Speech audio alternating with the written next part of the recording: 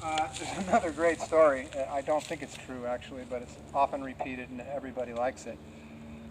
2 sextons ago was a nice, I'll remember her name in a minute, but she lived like 2 doors down, and she kept track of where everybody was buried on the back of one of those roller lamp window things. And she would write, all the plots she had mapped on there, and she'd write the names.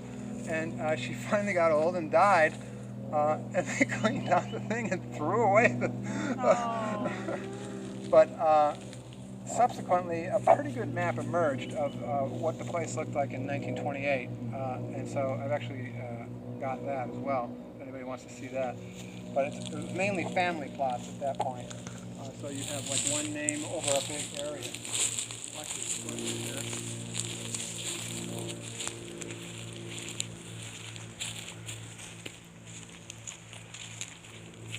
So look at these things.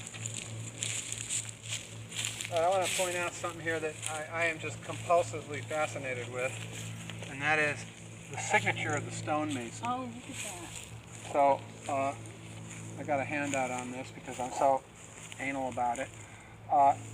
There was a handful of early stonemasons in Sacramento that discovered, well, first thing they had to do was to figure out where to get stone around here, because bringing it from Italy was way crazy expensive. The other option was Vermont, and at that point they're coming around the Cape, or the Horn, I guess. But they did that, and that's what I'd like to do on the next wander, is go out to that place. It's called Indian Diggins. Yeah, that's one of the early ones. All right. I mean, look at this big, thin, not broken, spectacular. Until fairly recently, I've been pretty adamant about the county needs to authorize, without doing a big genealogy project and getting approval from ancestors that long since have forgotten about these people, we need to knock the lichen off, because this old marble is porous, and it soaks up water, and it just gets eaten up. The lichen holds moisture on and actually eats the stone. But I've been reading more about conservation, more technical stuff, and the professionals are mixed on this. Some actually say that it's good. So now I don't know. I've spent 2 years whining because the county won't let me clean headstones, and now I'm not sure I should be cleaning headstones. So anyway, I still think it would be nice just around the lettering and stuff, so that we can retain, the information on it.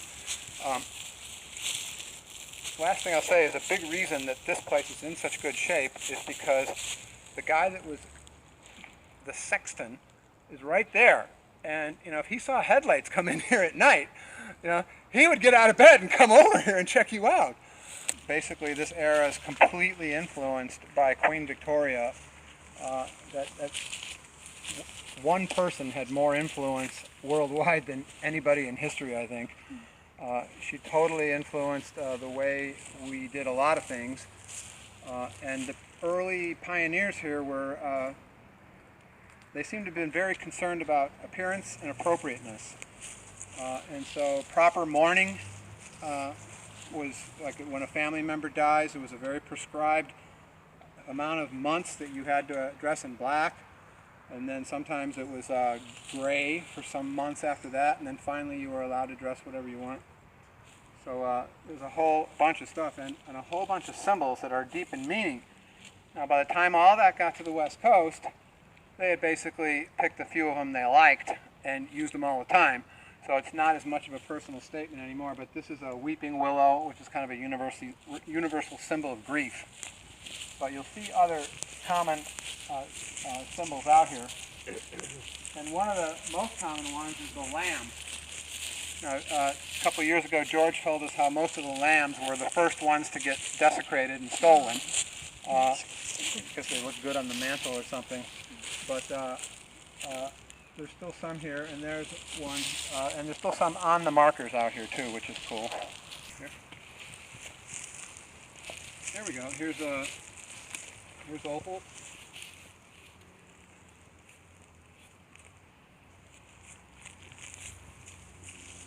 And then here's poor Red himself, right there.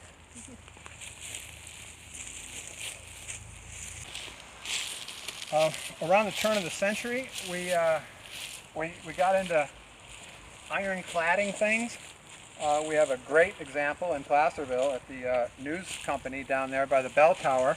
If you look closely, you'll see that the storefront of Mary Meter's store there has iron shielding bolted on, and then it's been painted. But there's a plaque on there that says Mesker Brothers, and it's always right around the turn of the century, 1900-something or 1890-something. And so that was actually more of a fire prevention thing, but it also made the place, it really dressed the place up. So when you're cruising around these old gold country, or all the way up and down the west coast, I found 3 in Grants Pass, one at a block distance away. More stuff to geek out on. In the headstone world, that took the form of these zinc markers, which are really nice because they totally hold up and the lichen doesn't grow on them. A lot of times they've been messed up. Again, El Dorado Cemetery, this one's in perfect condition. How cool is that?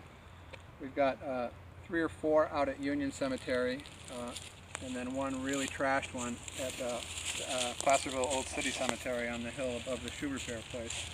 But see, this panel comes out and it's hollow in there. By the way, there's a name for all this decoration and stuff that you see on the plots, and it's called grave goods. And there's, again, a whole, you can geek out on that for hours, because different ethnicities, they have different traditions with regard to what you put on what you leave grandma. The most common is in the Jewish faith. You see pebbles, rocks, on top of Jewish headstones. But now you start seeing them on lots of headstones. And it's kind of nice. So the point is that don't just, I walk around these places and pick up trash a lot of times. I got an old Mountain Democrat home delivery bag and a grabber, and I just pick up garbage if I'm walking around. But sometimes you want to leave the stuff. It's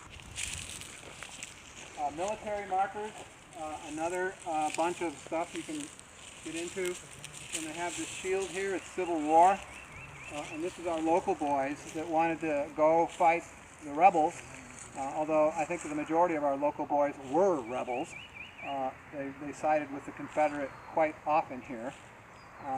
But the 2nd California Cavalry was during the Civil War, and they got the horrible duty of riding for days and days in the saddle out to Oklahoma and places like that, and rounding up the last of the stubborn tribes that wouldn't go live with all their enemies on some horrible reservation, and sometimes fought to the death. And you read the diaries of those expeditions, and they're not roundups, they're hunting trips. These guys, they were out to kill. Because originally they set aside alleys and walkways, and you'll see that on the old map.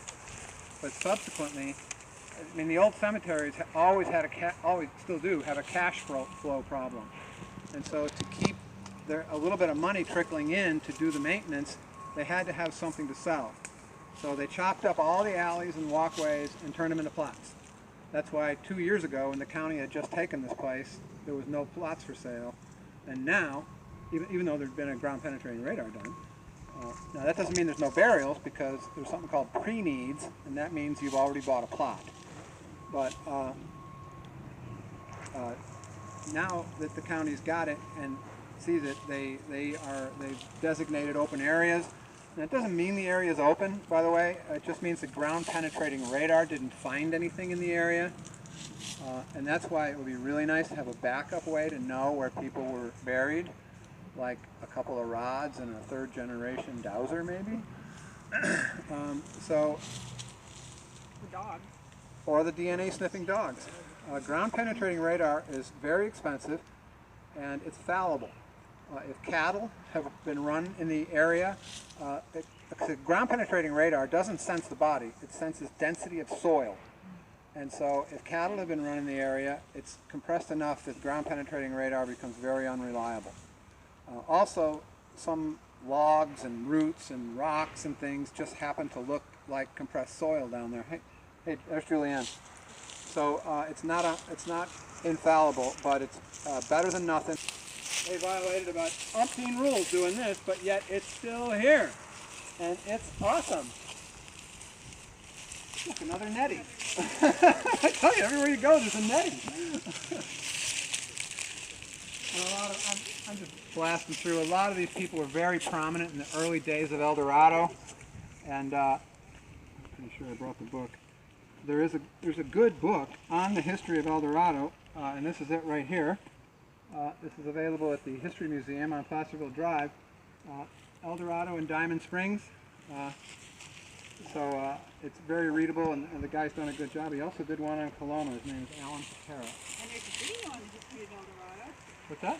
There is a video about the history of El Dorado. Did you do a video of the history of El Dorado? Yeah, it's on the I don't know El this. Dorado County Historical Society website. All right, so we're just learning that Dee here has created a video on the history of El Dorado, and it's on the County Historical Society website. Everybody knows what a footstone is, right? A little bitty marker at the by the foot. Normally they're gone. Why? They're the easiest thing to pick up and carry away and put in your car.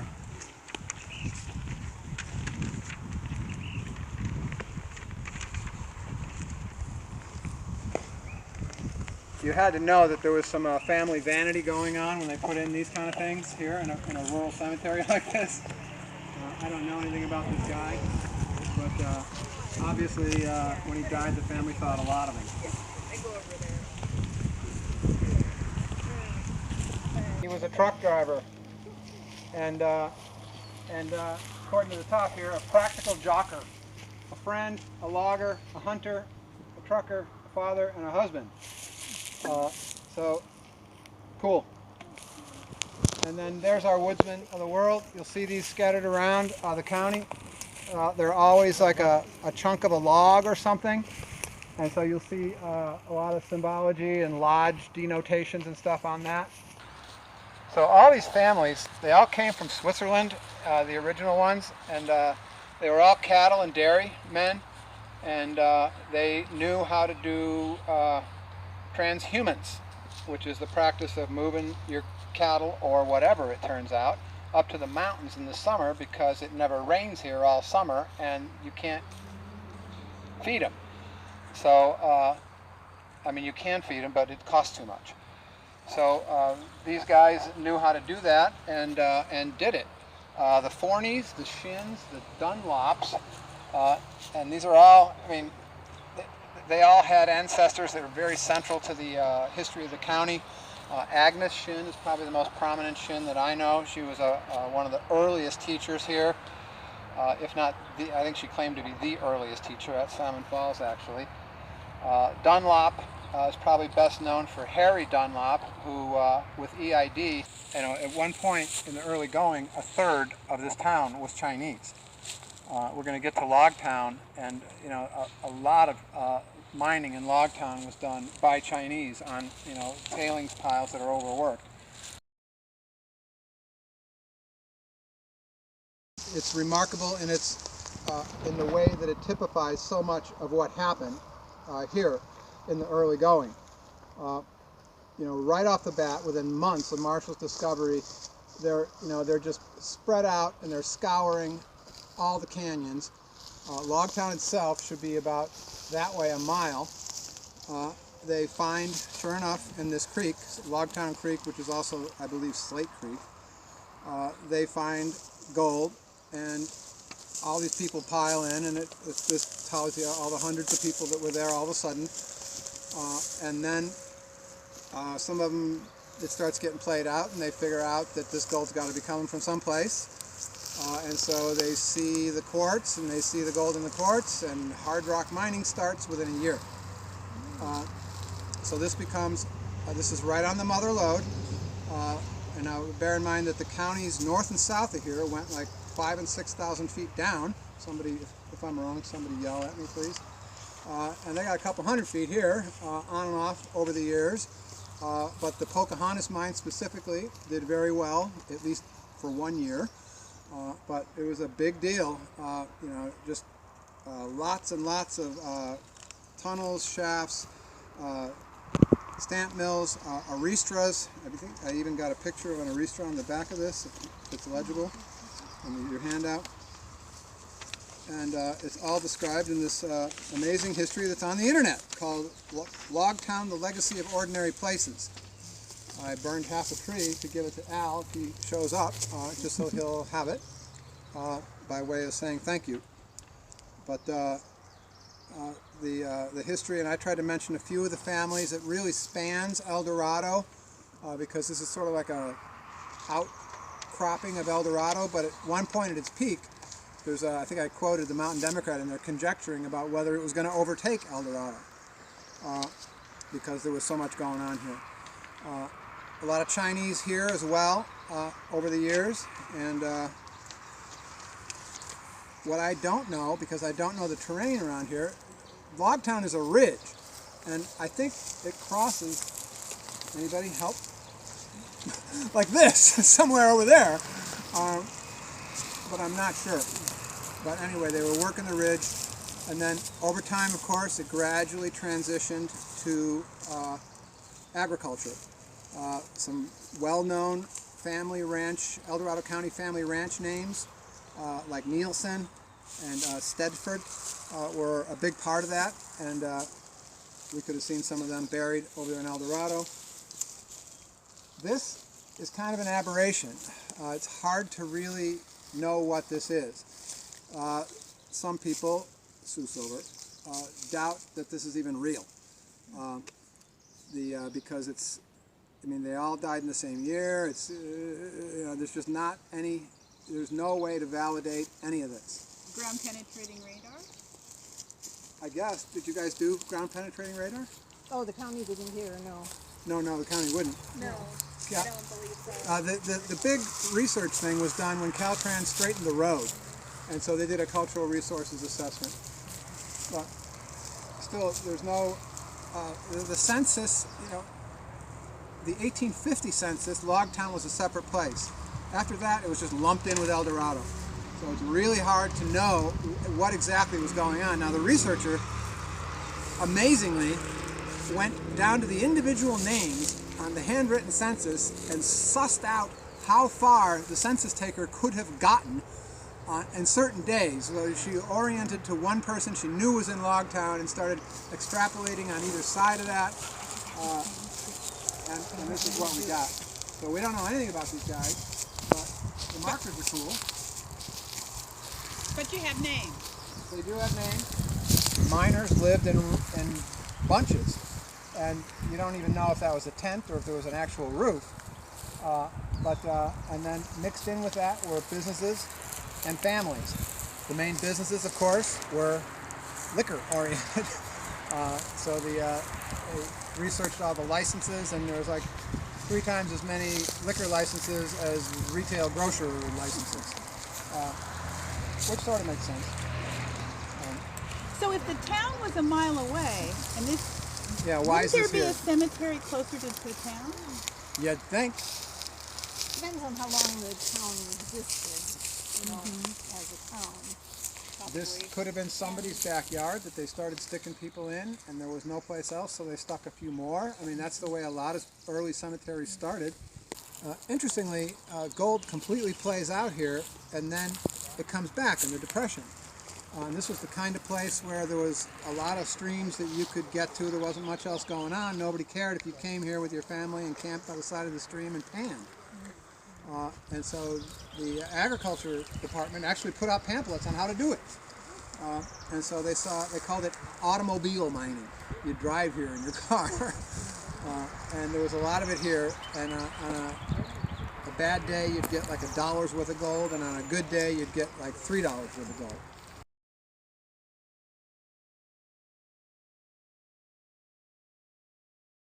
But basically, there's been people living here since the very early 1850s, and eventually things moved over to Shingle Springs. There was only two little cemeteries where you'd get buried at the time, and this is one, and we're going to go to the other one next.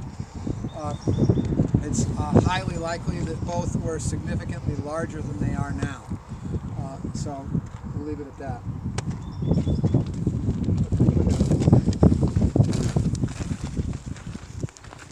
Franz Meyer, he had a hotel the hotel in Shingle Springs, Meyer Hotel. Not in Shingle Springs. Is that the stone building that's there? No. Or was No, that- I think that was it's long actually the gone. shingle mill, wasn't it? And they had a son, and I think he was in his early 20s, and he went to Folsom for a party in December. And he came home and he got sick and he died.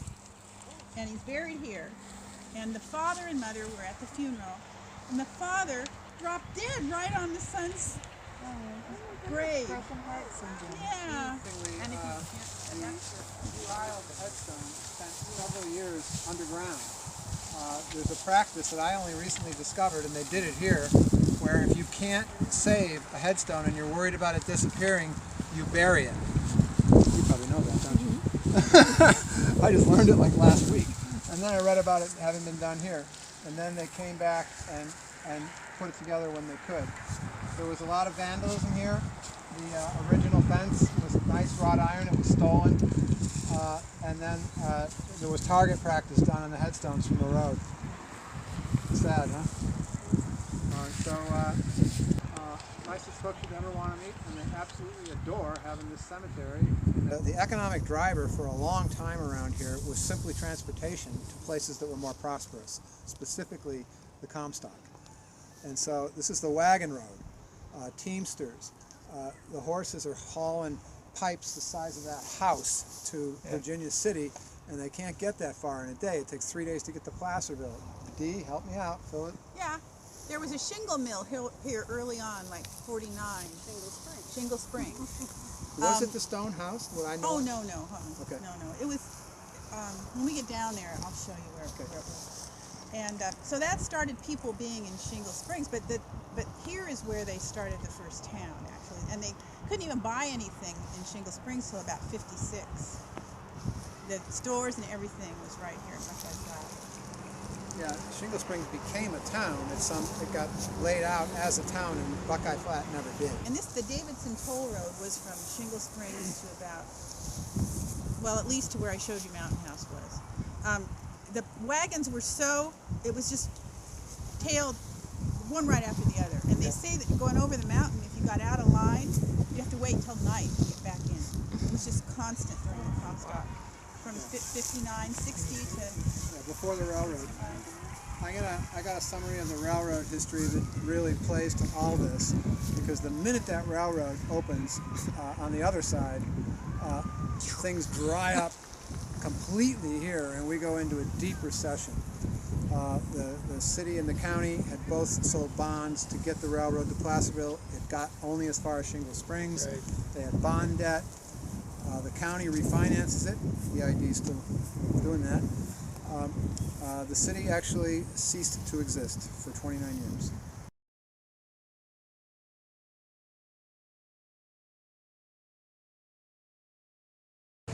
These people are all connected to the big ranch families, the Ruseys, the Kybers, and this was actually I got it from, there's a great book, by the way, if you like this stuff. A lot of the history is gathered around the inns, because that's where things happened. So the early inns of California is a major resource. It's kind of flawed and limited, but it is. The little town of Shingle Springs owes its name to a horse-powered shingle-making machine erected here in 1849 by a group of immigrants. The Bartletts, one of the Bartletts builds the first hotel, the Shingle Springs House, on a hill at the west end of the town and on the south side of the road. The lumber used in the construction of this place is said to have come around Cape Horn and up the river to Sacramento by sailing ship, and thence by ox wagon to Shingle Springs. A few rods east of Shingle Springs House was a log cabin called the Missouri House, built by Wakefield in 51. In 52, he built the famous old Planter's House on the same site. Planter's House is over in that empty field. You know, right in French Creek Road. There's a big empty space. Yeah. That's where Planter's House was. And you can tell, you see all the old pictures, and you can see the railroad just curving right around the side of it. Cool. Daniel Hall is buried here.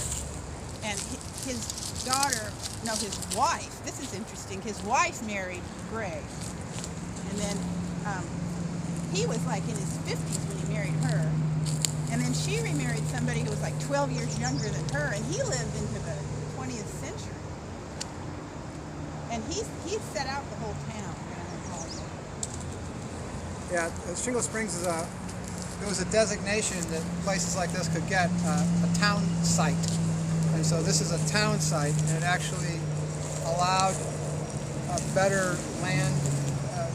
Buying and selling things was more in their control, and it's also cited by cemetery people as if a cemetery is on a town site map, it's real. It's been here a long time. Nobody can argue that it's like Logtown where this is real or not. Who knows?